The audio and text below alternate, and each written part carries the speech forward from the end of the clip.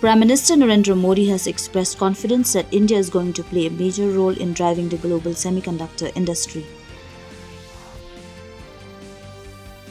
Union Cabinet has given its approval to the proposal of Department of Rural Development for the implementation of the Pradhan Mantri Gram Sadak Yojana 4 during financial year 2024-25 to 2028-29. The Cabinet has given its nod to giving health coverage to all senior citizens who are above 70 years, irrespective of income under Ayushman Bharat PM Jan Arogya Yojana. Coal Ministry has reviewed progress of 71 captive and commercial coal mines that are in various stages of process completion.